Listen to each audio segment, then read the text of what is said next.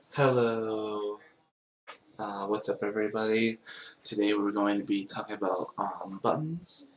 And um, buttons are um, things like to click on to go to a different scene. We talked about that in the last lesson, but before I start, I'm going to do a couple things and then I'll be back.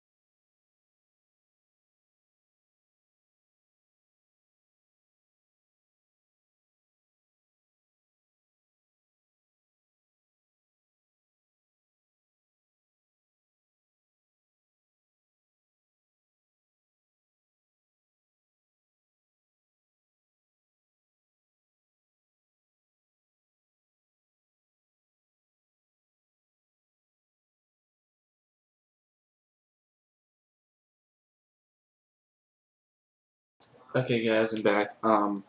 So, buttons. Besides being the shape of my nose, a button is an area that you click on to make something happen. Look around this web page. How many buttony things do you see? Look around whatever, wherever you're sitting. How many buttony things surround you? There are buttons everywhere.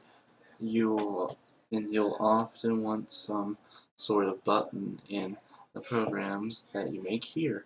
Check out these examples programs to see how they use buttons, and then they show us programs, and then they are some programming environments that provide buttons in other user interface elements in the box, like HTML provides for websites, but Process.js is not one of those. And instead, Process.js gives us building blocks, and then they show the building blocks, and then we can put those building blocks together to make buttons. And in doing so, we'll learn more about programming. We'll start with the simplest button possible, then make our code more reusable with functions, and finally organize it with even more object-oriented principles. Onward to Button Mobile. Okay, so we're gonna do the mini-put thing, but first, yeah.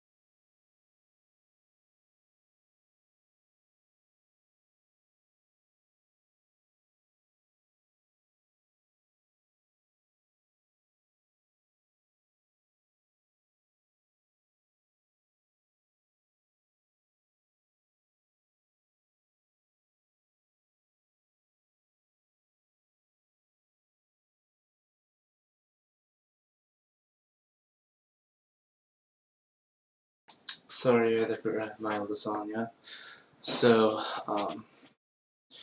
mini putt. Um, we will click on mini putt, and I hope there's not. So it's here.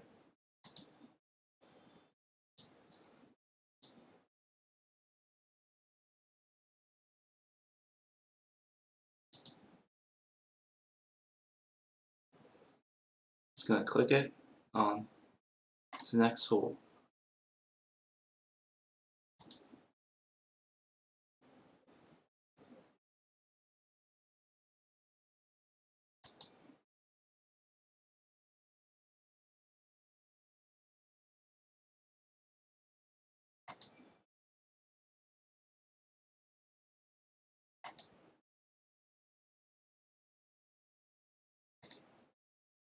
Next hole, and then it just see like that. That's how you get it in the hole. So it's just a drop, and then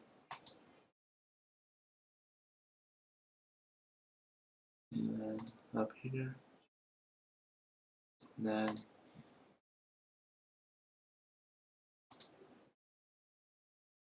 next hole, hole 5.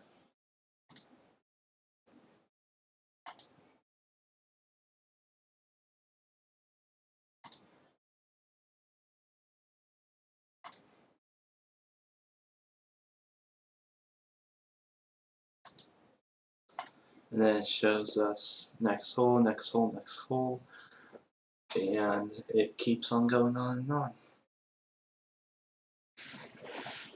So that's pretty cool.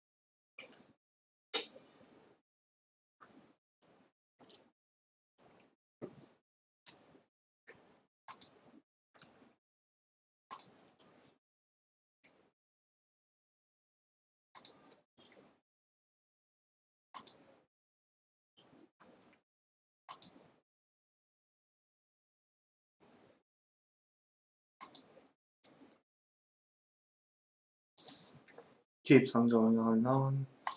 All that stuff. Okay. And then 6 reasons not to be a fly.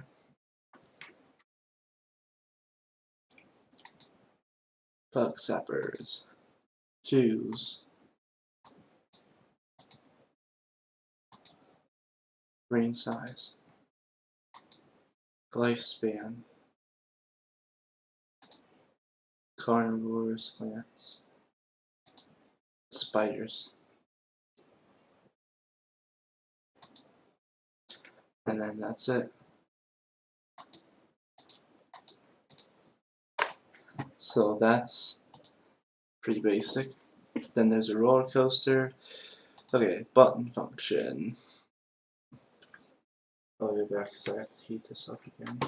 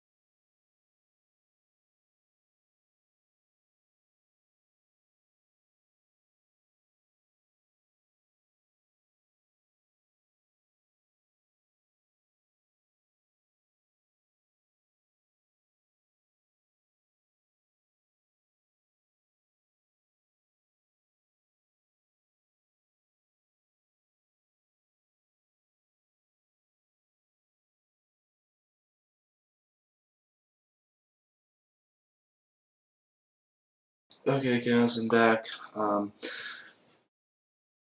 Okay, so if you went through the Intro to JS course, which we did, or I did most of it. I mean, not most of it. I did all of it except for a couple challenges and projects that just didn't make sense to me. Um, in case you forgot, let's rehash how to make a simple button. First, what are the bare minimum features of button? A shape on canvas, typically a sharp rectangle, includes a label or icon that describes what it does, um, responds to the user clicking on it but not elsewhere. We can achieve 1 and 2 pretty easily. And then it shows us the example. Um, to achieve number 3, we need to define a mouse clicked function that we that will get called when the user clicks inside that. We need to check whether mouse X and mouse Y are within the bounding box of the button. For the button above, it spans from 100 to 250 and 100 to 150 as it is illustrated below. We can check these coordinates by anding together um, for conditions. So mouse X, that 100, mouse X, that 250, mouse Y, that 100, and mouse Y 150. And then it does that. Try clicking on it off it below to verify that it works.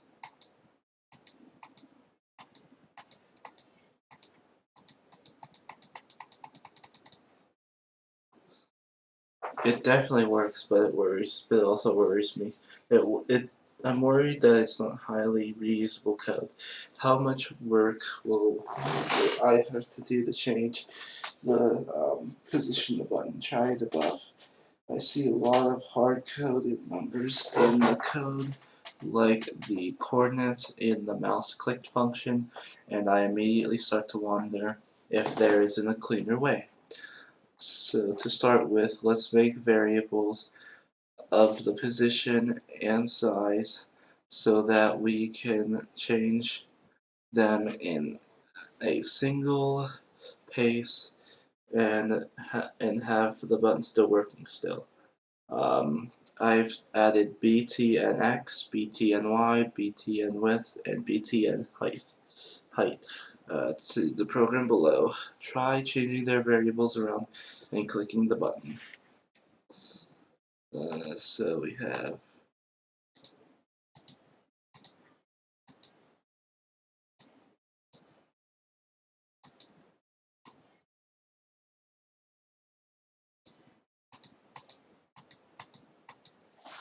so the only thing is that whenever we hit restart, it shows useless button, and then whenever I go there and I turn it back to the original spot, it just doesn't work. Like this,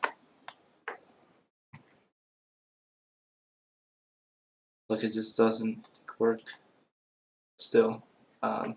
Well, that's better, but still, how much will I have to do if I want to add in an extra button? Do I have to copy paste all of that? Make it BTN at 2x and BT and 2y? That doesn't sound fun at all. This sounds like good motivation to write a function that will take care of doing everything that's the same for buttons and use parameters to take care of what's different. We could write it like this, turning the variables into parameters. They show it, then we'd call it like so. But what about our mouse clicked code? Do you see what the problem would be with it? And then if we had all this code together, we get an error from Onos that BT and X is not defined. He's right. We turn BT and X into a function parameter, which means it's no longer a global variable. That's great for reusability of the draw button function, but now mouse click function has no way to know what coordinates to check, so we need to figure out a nice way to pass the information into draw and make that information available to mouse clicked.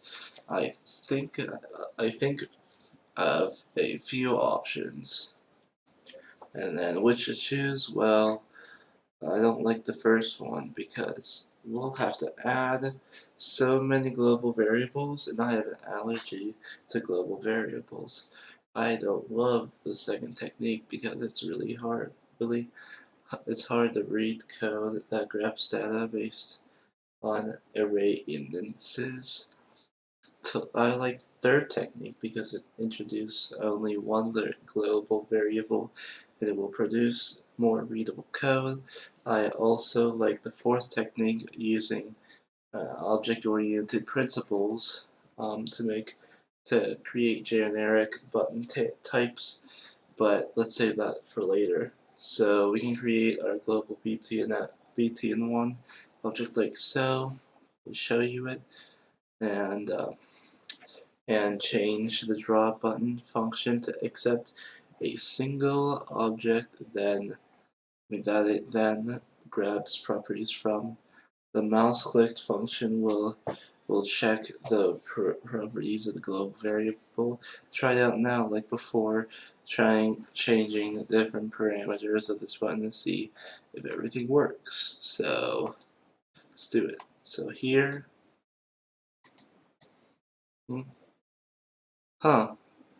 still not doing its thing.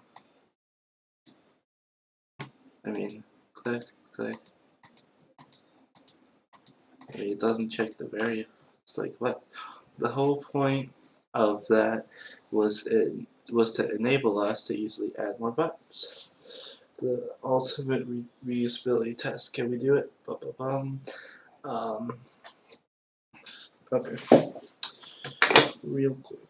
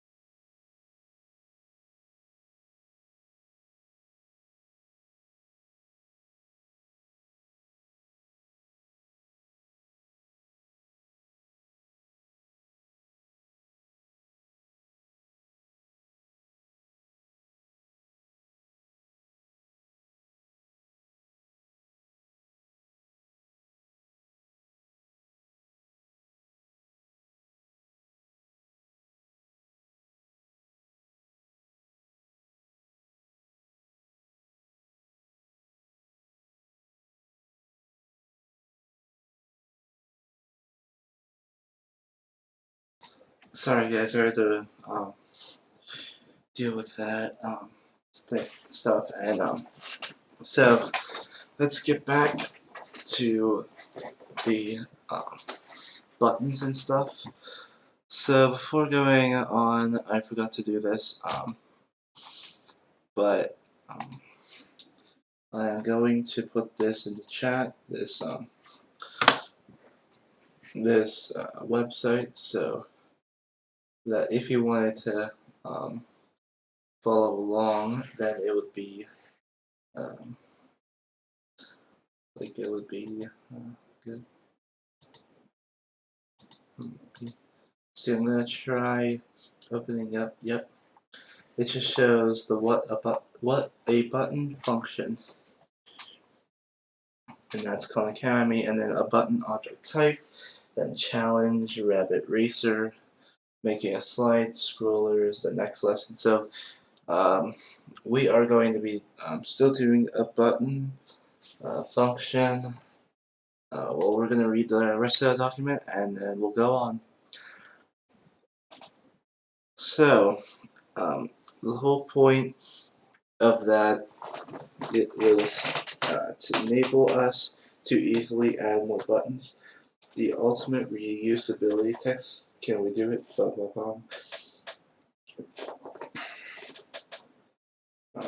We'll start with the new global variable btn2 offset in the y direction from the first button. Then we'll draw the button. That will succeed in drawing 2 buttons on the canvas, but only the first one will respond to clicks. We can make the second respond by duplicating the logic, swapping B2 for B1, or B2 like so. Then they just copy and paste the if, and then make them B2, B2, and then they made everything B2. And then it says print in second one, still quite useless.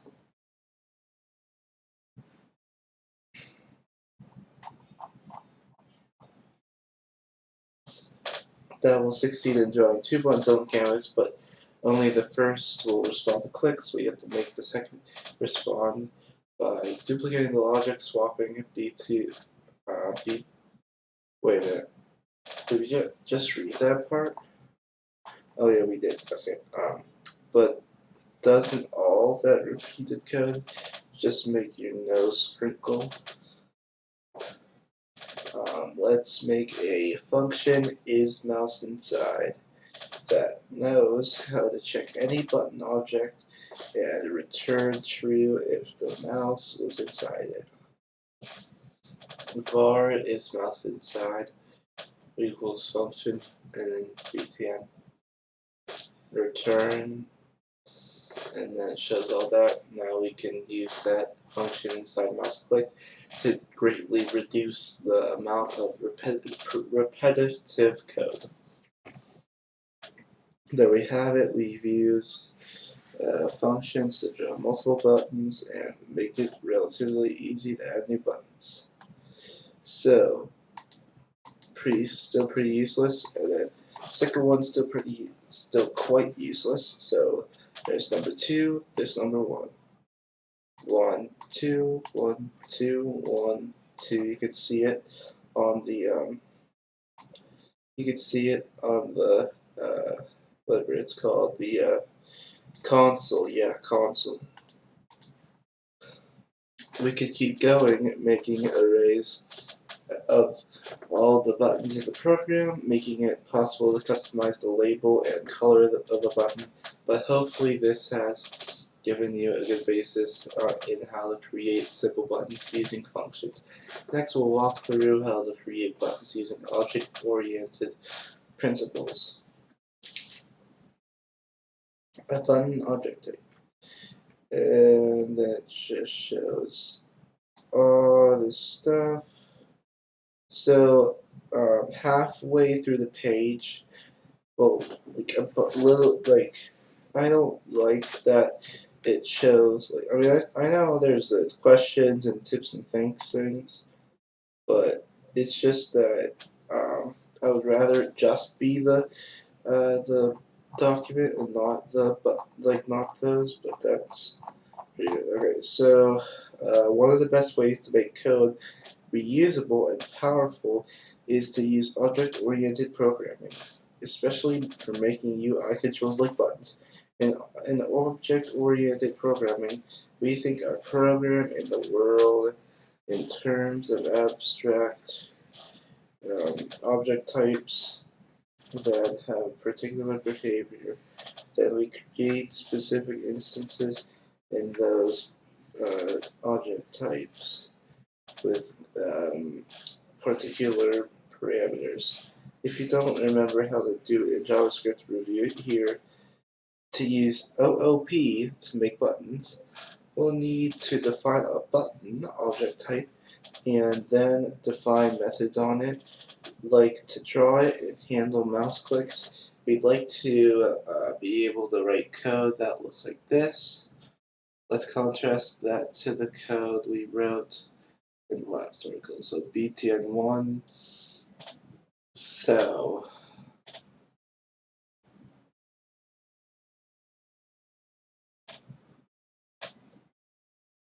okay, so it's a tiny difference. Well, it says big difference, but you know. So as a first attempt, here's a constructor that takes an x, y, width, and height.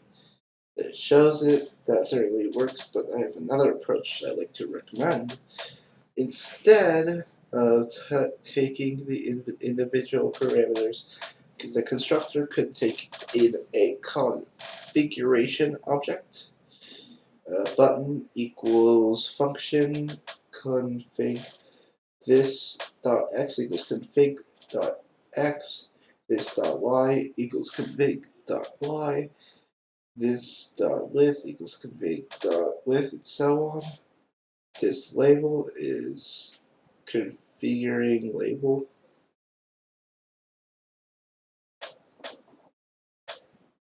So the advantage of the config object is that we can keep adding more parameters for the constructor to handle, like label. It's still easy for us to understand what each parameter does when we construct the button they show us. So, but we can go a step further than that. What if most buttons will be the same width or height? We shouldn't have to keep specifying the width and height for parameters for every button. We should only have to specify them when necessary. We have the constructor check if the property is actually defining the config object. It's set a default value. If not, like so. Now we can just call it with a subset of properties, because the other ones will be set as to the default value. Is all that work for constructor AY? All that work for constructor A, but it'll be worth it, I swear. Now that we have the constructor squared away, buttoned away, let's define a bit behavior. The draw method. It'll be the same code as draw button function, but it will grab the properties of this, or from this. Since it's defined on the object prototype itself, button.prototype.draw equals function, all that stuff. Once it's defined, we can call it like so. btn1 draw. Here's a program that uses button, that uses the button object to create two buttons. Notice how easy it is to create and draw multiple buttons. Please click. no click me. So we skipped the hard part. However, handling clicks.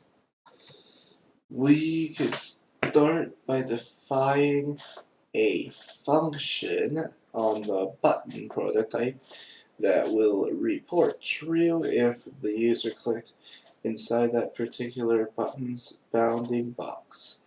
Once again, this is just like our function from before, but it grabs all the properties from this instead of a past and object. I like these documents, but they're interactive documents, but the only thing is that these could all be videos, and then there could be just one video, then a challenge, another video, then a challenge, and then so on and so on. It could have been that way, but nope. It should. They didn't want. They probably didn't want something to go on. I don't know what, but yeah. So now that we can use that from inside a mouse click function, try it below, clicking each of the buttons. Please click. You made the right choice. Yes, pick me. Please click. No, click me. Yay, you picked me. You made the right choice. So, goes on, goes on, goes on. So, what are they talking about? So, but something that irks me about the way that we set up that click handling, the whole point of object-oriented programming is to bundle up all the behavior related to an object inside the object, and to use properties to the customized behavior. But we've left some of the behavior dangling outside the object, the print inside mouse clicked. Those print statements should be better tied to each button somehow, like as something that we pass into the constructor. Just looking at the way it is now, we could decide to pass a message into a constructor's config and define a handle mouse click function to print it out. So var button, all that stuff. That's much nicer, since now everything that associated with that button's particular behavior is wrapped in the constructor, but it's also overly simple. What if we wanted to do something besides printing a message, like draw a few shapes or change scenes? Something that would take a few lines of code. In that case, we want to provide the constructor with more than just a string. We actually want to provide it with a bunch of code. How can we pass around a bunch of code? With a function in JavaScript, but not all languages. We can pass functions as parameters to functions. That's useful in many situations, but particularly useful when defining behavior for UI controls like buttons. We can tell the button, hey, here's this function. It's a bunch of code that I want you to call when the user clicks the button. Refer those functions as callbacks. Functions, because they won't be called immediately, they be called back at an appropriate time later. You can start by passing an onClick parameter. That's a function.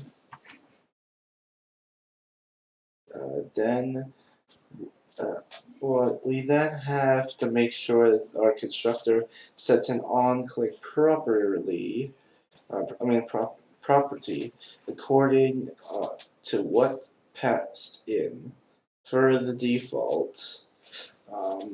In case there's no on click passed in, we'll just create a no OP function. A function that does no operations at all. It's just there so that we can call it and not experience an error. Finally, we need to actually call the callback function once the user clicks the button. That's actually pretty simple. We can just call it by writing the property name, and we saved it into the following that with empty parentheses. And now that we're done, we're not done yet. We have a button object that we can easily create new buttons out of, making each button look different and responding differently. To click events, click around on the example below. See what happens when you change the button parameters. Yeah, you click me, you made the right choice. Ooh, look at that. Makes it bold. So, made the right choice. Yeah, you picked me, and then you can keep on clicking, and it keeps on making it bold. The same with this one. Know that you have that as a template. You can customize your buttons in other ways, like different colors, or have them respond to other events, like mouse over. Try it in your programs. So Rabbit Racer. Look at that. So there's tiny rabbits racing to finish line. And there's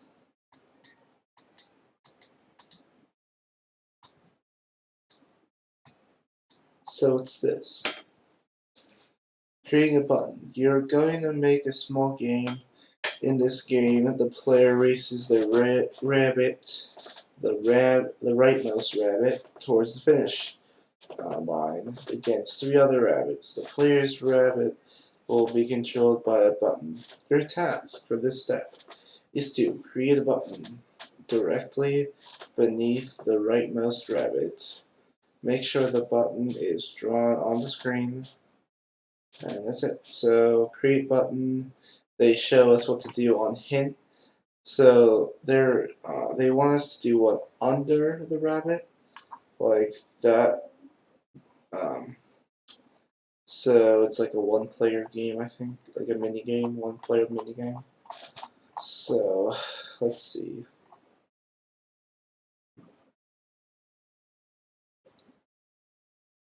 Let's see. So there's oh,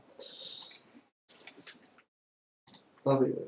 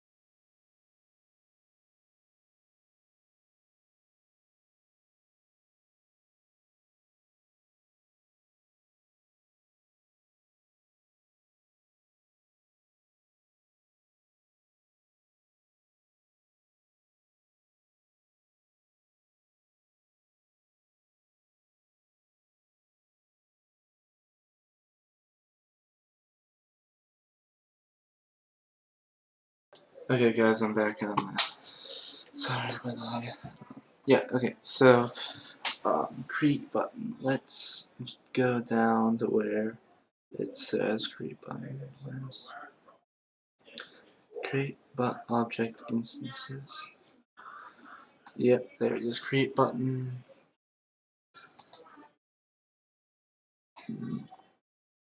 BTN1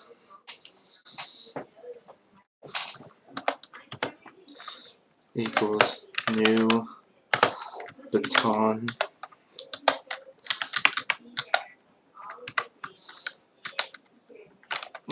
Yeah, that and that, and then X and Y, and then there's that, and so there's going to be an X, there's going to be a Y. So X, that, and then Y. So Y would be, I mean X would be and Y would be. What would they be? So they would have to be like at the bottom of the screen or something. Like I'm going to say 200 and then 400 maybe. And I'm going to comma that. So now that's good, and then there's a draw function. Then there's background, all that stuff. And then draw button. So draw the button. It says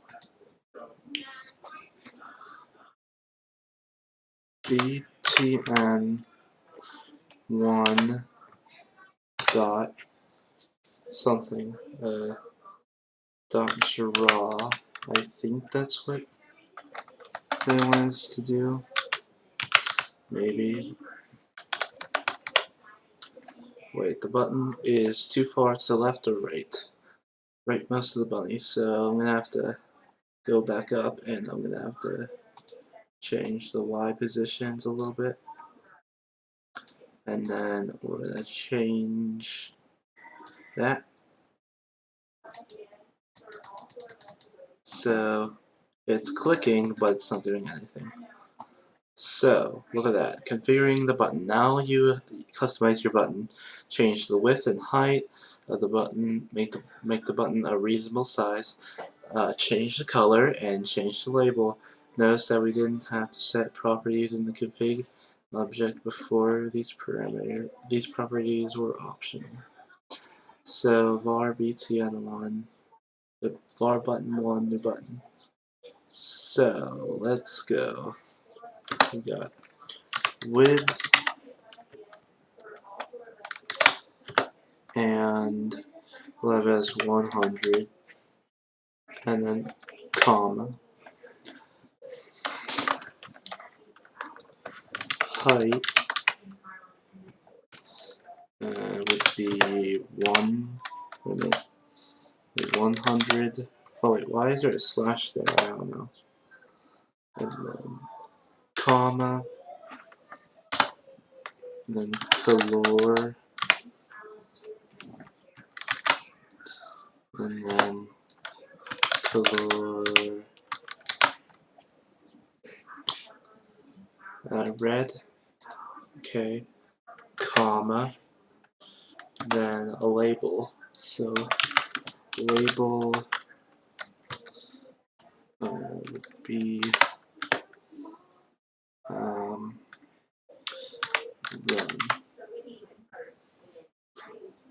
and then that. So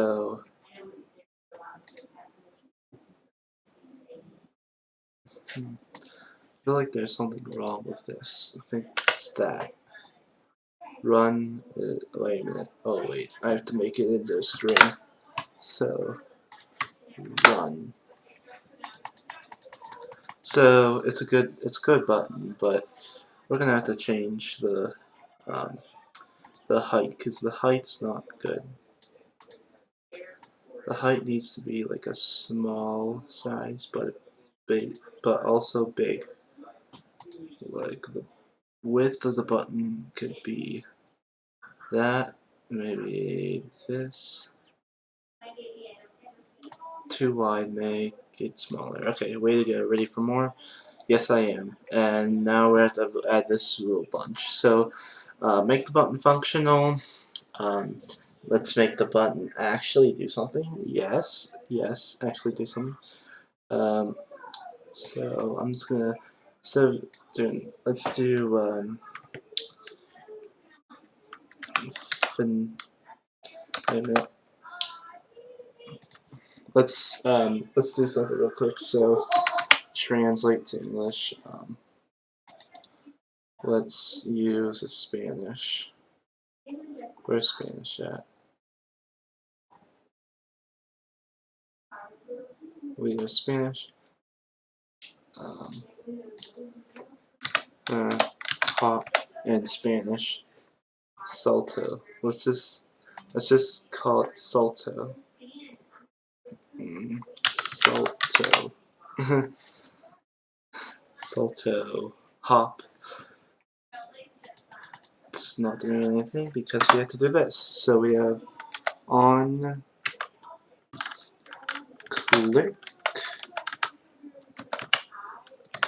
click, and that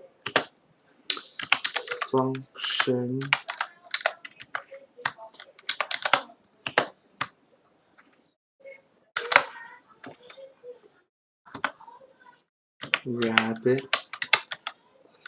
rabbits, and then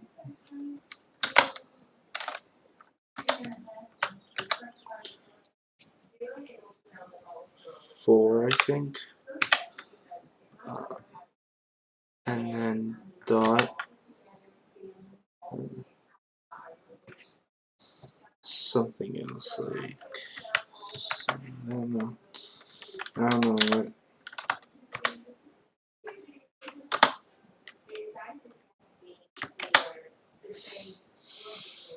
Hmm.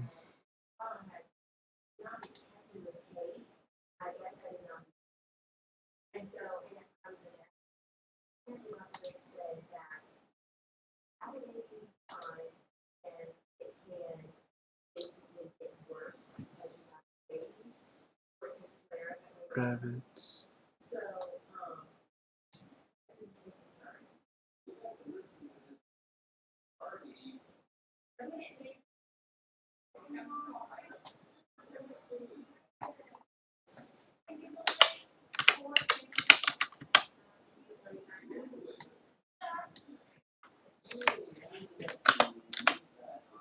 I don't know.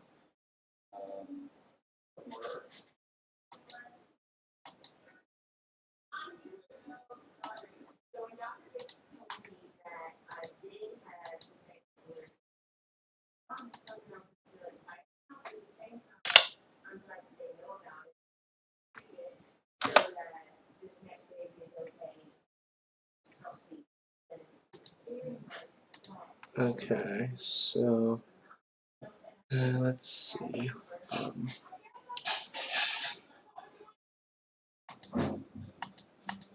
Declaration, function declaration.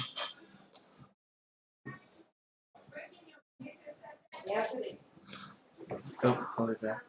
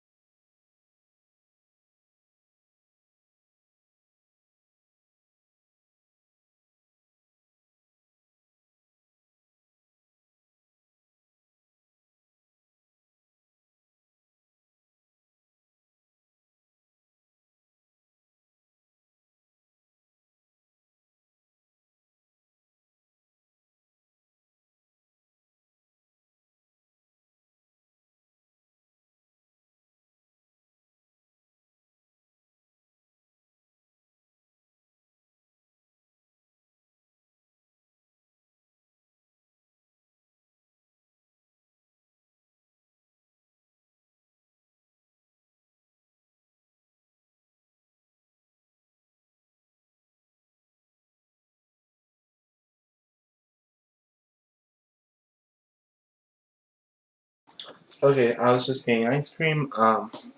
So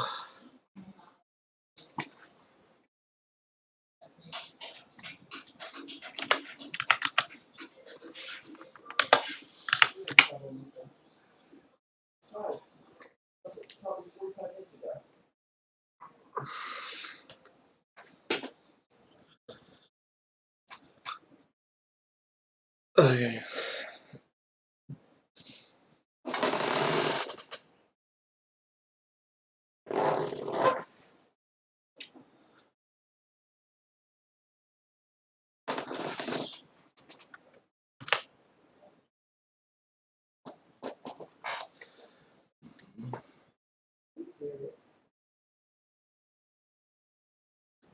So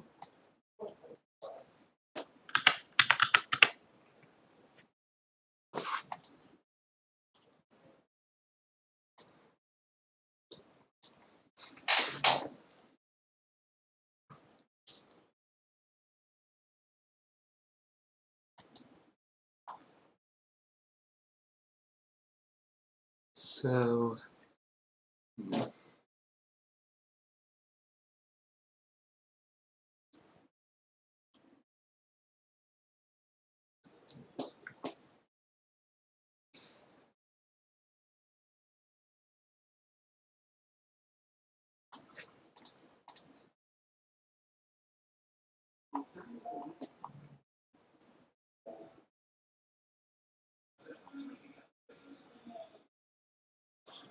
so let's see. Um,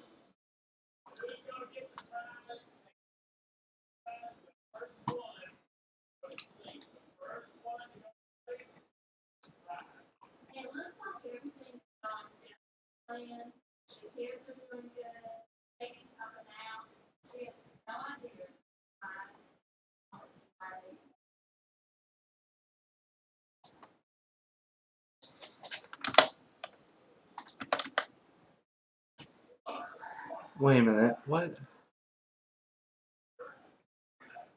Oh, this is Redstone Link.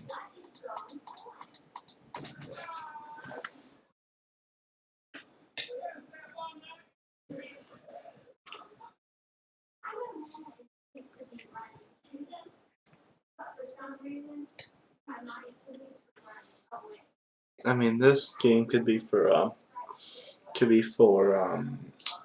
Spanish speaking people because salto means hop, and then you click on it, and then it goes to the finish line. But it doesn't go anywhere yet.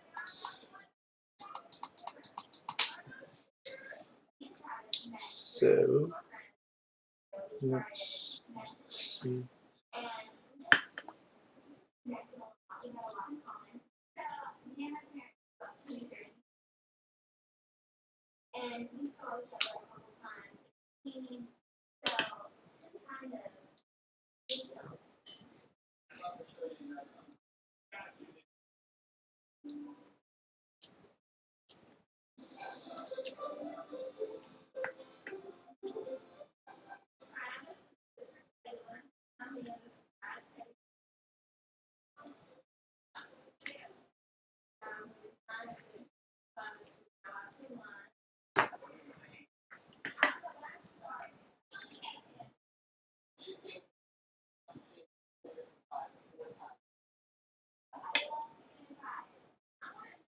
Okay, so while I'm working this out, you guys can do this on your own if you want to. If you know what to do next, then just click on the link in the chat, which opens up to the a button function, like the second um, thing in the lesson. But go down into the challenge, Rabbit Racer, and complete it if you want to. Like, if you're interested in code, then I would suggest you follow along and stuff. But I mean, I know that I'm not good at doing this, so I would I would suggest you could, but I would also suggest that if you like doing stuff on your own, then just do it on your own. But yeah, other than that, yeah. So rabbits, and then there's 2 brackets, but I don't know what to put in for the brackets. So rabbits, click on them. Is that it? Click is not defined. Let's see. Salto.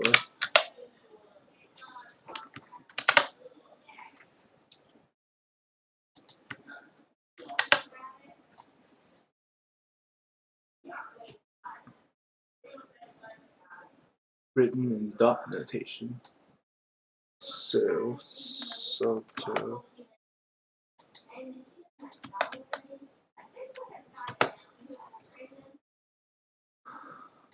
I don't know what to do.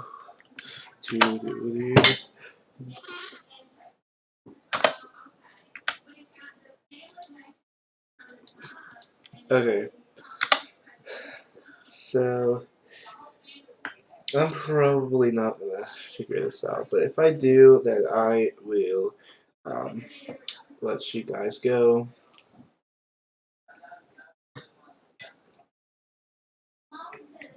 And so tomorrow, we are going to be talking about making side scrollers, which are things that like this up and down thing that you see right here is a slide scroller that slides through the code, and like this that slides up and down, up and down, up and down, up and down, up and down. That is a slide scroller. Um, Even if you're trying to like if you're trying to you click and then you could just do up and down, up and down, up and down, like all that stuff. So if you have a mouse that has like a gear that you can scroll up and down with, I would suggest you clicking on that, and then you can go up and down um, just with the movement of your mouse, like I'm doing right now, like here. So you could go slow, like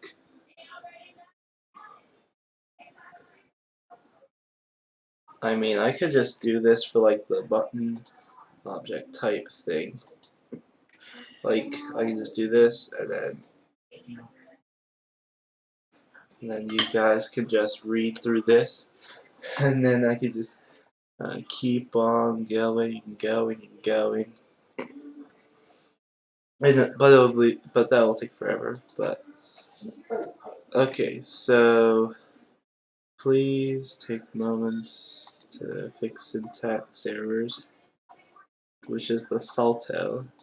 Salto, salto, salto.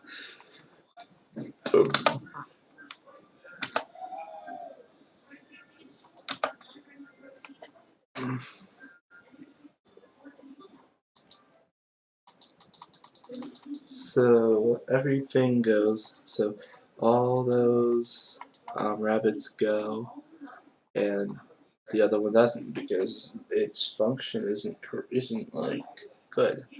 So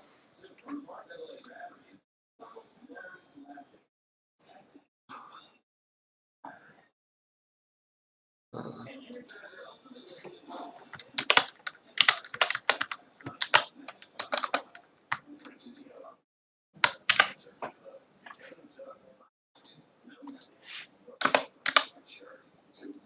hop is not defined.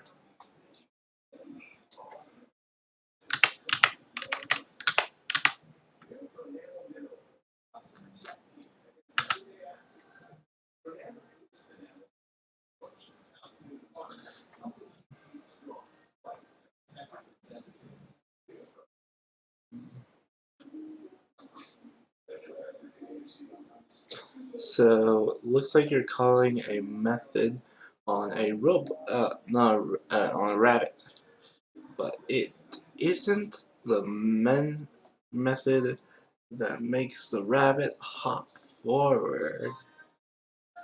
So documentation, you can go down to mouse. There's mouse is pressed. There's right here is on click. So there should be an on click button somewhere, like not on click button, but like an on click thing. But there isn't. I mean, that there isn't that I see. But yeah.